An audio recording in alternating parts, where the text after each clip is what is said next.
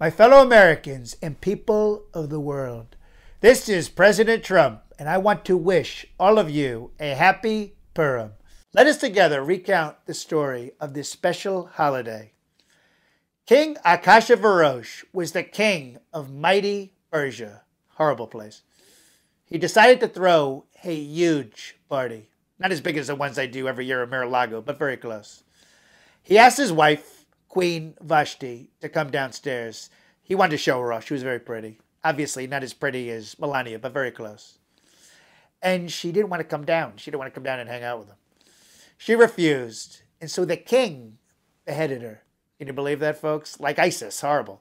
Not the most stable guy. Probably a Democrat.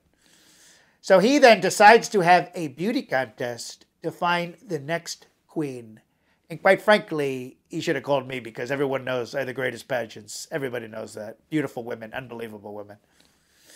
So he finds this beautiful woman, Esther, who happens to be Jewish, but she doesn't tell him.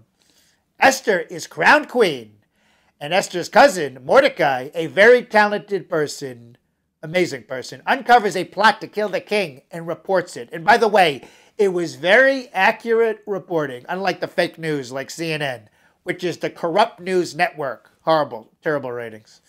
The plot was organized by Haman, a nutjob who hated Jews. I call him Hating Haman. Horrible guy. Total loser, folks. King Ahasuerus promotes the idiot, making him the most powerful, more powerful than any other official. Mordecai, who everyone loved, great guy, refused to bow before Haman. Haman is angry and now on a mission to destroy the Jews after this. He tells the king that this is terrible and they're awful people, and he would like permission to kill them all. So the clueless king says, sure thing, no problem. I mean, he was totally clueless. He's like Obama. The king was a total disaster. So Mordecai goes to Esther and says, you got to save our people.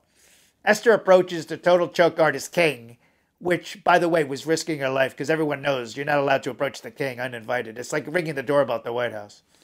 So she invites the king and Haman to a banquet, very similar to a White House correspondence dinner, minus the horrible fake news. Esther then entertains the king and Haman and invites them to a second banquet. Esther then reveals that she is Jewish to the king and she pleads for her people. She accuses Haman of trying to destroy her people. And by the way, he was. What an idiot.